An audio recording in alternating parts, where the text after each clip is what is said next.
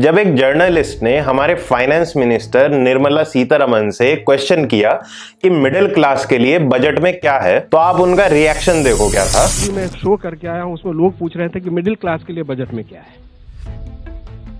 Budget में क्या है।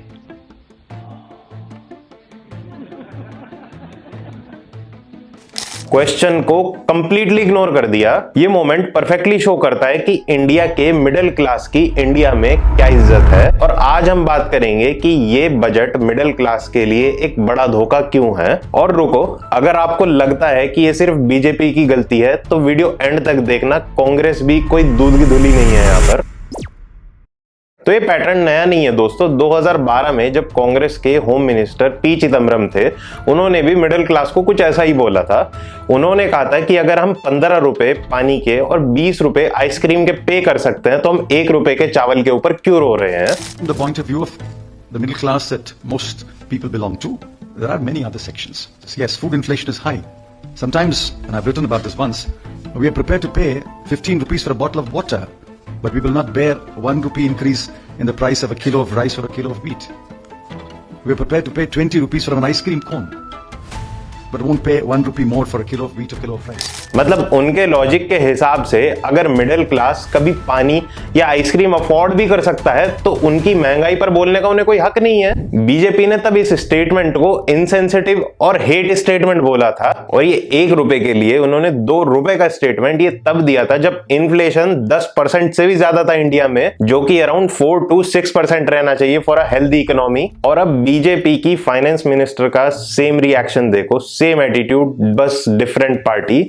और सवाल यह है कि मिडिल क्लास के साथ ही ऐसा क्यों हो रहा है। अब मैं आपसे एक सवाल पूछता हूं कि हमारे पार्लियामेंट में कितने member of parliament MPs actually middle class से बिलोंग करते हैं। 2019 के डेटा के अकॉर्डिंग 88% लोकसभा एमपीज करोड़पति हैं, यानी कि 475 आउट ऑफ 543 एमपीज। बीजेपी में 88% एमपी करोड़पति हैं, कांग्रेस में 84% एमपीज करोड़पति हैं, और कुछ रीजनल पार्टीज में जैसे शिवसेना, टीआरएस में तो 100% एमपीज तक करोड़पति हैं। इंडिया में जहां पर कैपिटा इनकम सिर्फ 1.43 लाख है, जहां 95% हाउस होल्ड सालाना 8 लाख रुपए से कम कमाते हैं, वहीं पार्लियामेंट में 88% एमपीज करोड़पति हैं।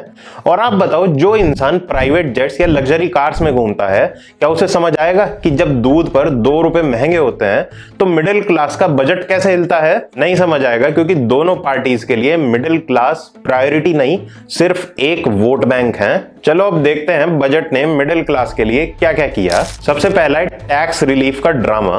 बजट 2025 में बोला था कि 12 लाख की इनकम तक कोई टैक्स नहीं होगा, लेकिन ये बजट 2026 में क्या हुआ? कोई चेंज नहीं। Tax slab unchanged, basic exemption limit unchanged, और अर्बन इन्फ्लेशन जहां 7 से 8% चल रहा है, जहां रेंट बढ़ गए हैं, फीस बढ़ गई है लोगों की, बट सैलरीड वर्कर्स को 1 रुपए का भी रिलीफ नहीं, 1% का भी रिलीफ नहीं मिला। और यहां मैं एक बहुत ही इंपॉर्टेंट बात करना चाहता हूं आपसे कि मान लीजिए आप हार्ड वर्क करके, हसल करके मिडिल क्लास टैग से बाहर निकलने की कोशिश करते हैं। फॉर एग्जाम्पल, मान लो आपकी 1 करोड़ की कहीं पे जॉब लग जाती है, तो सरकार आपसे income tax, surcharge, health cess, GST, petrol tax, property, ये सब मिलाकर आराम से 30 से 50 लाख वापस ले लेती है। अब अपने पॉलिटिकल बायसेस को 1 मिनट के लिए जरा साइड में रख के खुद से एक सवाल पूछो कि अगर आपने सरकार को 50 लाख रुपए दिए तो क्या आपको बदले में 50 लाख के इक्विवेलेंट या उसके आधे के इक्विवेलेंट भी सुविधा मिली? क्या आपके बच्चों को वर्ल्ड क्लास गवर्नमेंट स्कूल मिला? क्या आपको बिना लाइन में लगे वर्ल्ड क्लास गवर्नमेंट हॉस्पिटल मिला? क्या आपको साफ हवा मिली या बिना गड्ढों वाली सड़कें मिली? नहीं। दिक्कत टैक्स देने में नहीं आती, दिक्कत तब होती है जब आपको लाखों रुपए टैक्स भरने के बाद भी कुछ ना मिले। उसको टैक्स नहीं कहते, उसको वसूली कहते हैं। ये हमारे जितने भी नेता हैं, इन्होंने सिस्टम ही ऐसा बना रखा है कि अगर गलती से मिडिल क्लास से आप अपलिफ्ट होने की कोशिश करोगे तो टैक्स से आपको वापस खींच लेंगे। इसी वजह से मिडिल क्लास हमेशा मिडिल क्लास ही रह जाता है। Member of parliament Gaurav Gogoi ने भी पार्लियामेंट में यही पॉइंट उठाया था कि for the first time in the history middle class is paying more in income taxes than corporates are paying in corporate taxes. Indians are paying more through income tax than corporations are paying through corporation tax. Is it not sad? Is it not sad that this government and this government gives no tax relief to the middle class. Corporate companies से ज्यादा tax आप लोग और हम लोग भारत की आम जनता पे कर रही है। अब टैक्स तो ले लिया, अब ये जानते हैं कि बदले में क्या मिला। जल जीवन मिशन में ब्रूटल कट। बजट 2025-26 में 67,000 करोड़ एलोकेट किया गया था क्लीन ड्रिंकिंग वाटर के लिए। पता है एक्चुअली में कितना खर्च हुआ? रिवाइज्ड एस्टीमेट कहता है कि सिर्फ 17,000 करोड़ रुपए। That's a 75% cut. सरकार ने एलोकेट किया पर खर्च ही नहीं किया। ये स्कीम डायरेक्टली उन मिडिल क्लास को और लोअर मिडिल क्लास फैमिलीज को अफेक्ट करती हैं जो आज भी सेफ ड्रिंकिंग वाटर के लिए डिपेंडेंट हैं। अब आते हैं सबसे बड़े इशू पर, जो कि है नौकरियां। यूथ में बेरोजगारी और फॉरेन इन्वेस्टर्स इंडिया में से अपना कैपिटल पुल आउट कर रहे हैं, उसको इग्नोर करना। अब यहां ध्यान देना, मैंने कहा इन्वेस्टर्स इंडिया में से अपना कैपिटल पुल आउट कर रहे हैं। आप सोच रहे होंगे कि इससे मुझे क्या, कि मैं तो जॉब करता हूं, लेकिन यहां पर आप एक सिंपल मैथ समझो। जब फॉरेन इन्वेस्टर्स इंडिया से पैसा निकालते हैं, यानी कि पूंजी निकालते हैं, तो मार्केट में कैपिटल की कमी होती है।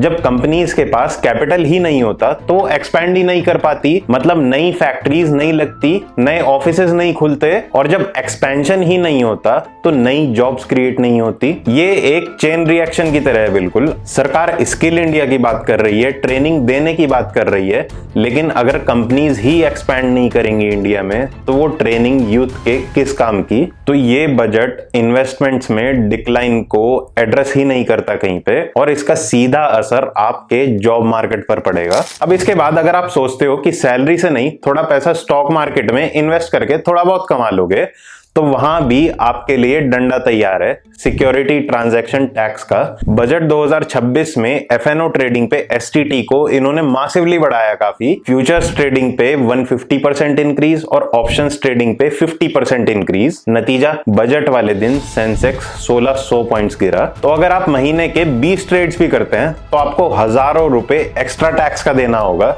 फिर चाहे आपका प्रॉफिट हो चाहे आपका लॉस हो। जो लोग स्टॉक मार्केट के ट्रेडर्स हैं उनको ये चीज बहुत अच्छे से मालूम होगी। सरकार चाहती है कि मिडिल क्लास थोड़ा सा रिस्क लेकर भी ना उठ पाए, तो मिडिल क्लास जाए तो जाए कहां? अब इतना सब होने के बाद भी आप सोचते हो कि चलो जॉब छोड़ो, बिजनेस करते हैं। वहां सुनो, कंप्लायंस का बर्डन। इंडिया में स्मॉल बिजनेसेस को एनुअली 1450 कंप्लायंस रिक्वायरमेंट्स फॉलो करनी पड़ती हैं। चाइना के ऑलमोस्ट डबल। एक छोटे बिजनेसमैन को 13 से 17 लाख रुपए सिर्फ कंप्लायंस में ही खर्चा करना पड़ता है। और सबसे स्कैरी बात यह है कि 480 इंप्रिजनमेंट रिस्क है, मतलब फॉर्म भरने में गलती हुई तो सीधा जेल का खतरा। बजट 2026 ने इंस्पेक्टर राज को कम करने के लिए बिल्कुल भी कुछ काम नहीं किया। इकोनॉमिक सर्वे ने खुद बोला था कि ये चीज एमएसएमई को खत्म कर रही है। एमएसएमई मतलब छोटे बिजनेसेस, मतलब अचार पापड़ अगरबत्ती बनाने वाले जैसे छोटे बिजनेसेस को खत्म कर रही है। पर बजट में इस पर भी कोई चर्चा नहीं हुई। तो समरी ये है कि चाहे बीजेपी हो या कांग्रेस हो, सेम एटीट्यूड। 2012 में जब कांग्रेस थी तब आइसक्रीम खा सकते हो तो चावल पर मत रहो। 2026 में जब बीजेपी है तो मिडिल क्लास के सवाल पर हम स्माइल करेंगे और जवाब भी नहीं देंगे उनको। जिस पार्लियामेंट में सारी पार्टीज में 85 to 100% एमपीज करोड़पति हैं, उनको एक मिडिल क्लास की रियल प्रॉब्लम्स जैसे इन्फ्लेशन, ईएमआई, स्कूल की फीस, ये सब बिल्कुल भी समझ नहीं आएंगी। तो बजट 2026 का स्कोर कार्ड ये है कि टैक्स रिलीफ 0, बेसिक पानी के पीने जैसी स्कीम्स पे 75% तक कट जल जीवन मिशन में, जॉब्स और कैपिटल फाइट से जॉब लॉस क्रिएट हो रहे हैं, और मार्केट पे हेवीली टैक्स कर दिया है, और बिजनेसेस पे कंप्लायंस का बर्डन डाल रखा है इतना। जब तक पार्लियामेंट में मेजॉरिटी करोड़पति एमपीज होंगे, जब तक पॉलिटिशियंस मिडिल क्लास बैकग्राउंड से नहीं आएंगे, तब तक बजट मिडिल क्लास के लिए सिर्फ एक डिसअपॉइंटमेंट ही रहेगा। हम उनके लिए कोई प्रायोरिटी नहीं, सिर्फ एक वोट बैंक हैं। तो अगर आप मिडिल क्लास से बिलोंग करते हैं और ये इशू आपको अफेक्ट करता है तो चुप मत रहिए, अपने बीजेपी सपोर्टर दोस्त को दिखाइए और अपने कांग्रेस सपोर्टर्स अंकल को भी ये वीडियो दिखाइए और उन्हें दिखाइए कि ये पार्टी का नहीं, कि ये क्लास का इशू है। और कमेंट में बताइए कि आपके एरिया के एमपी कौन है, क्या वो मिडिल क्लास लाइफ जीते हैं या एक लग्जरी लाइफ जीते हैं। और याद रखिए कि नेता करोड़पति हैं क्योंकि आम आदमी करोड़पति है।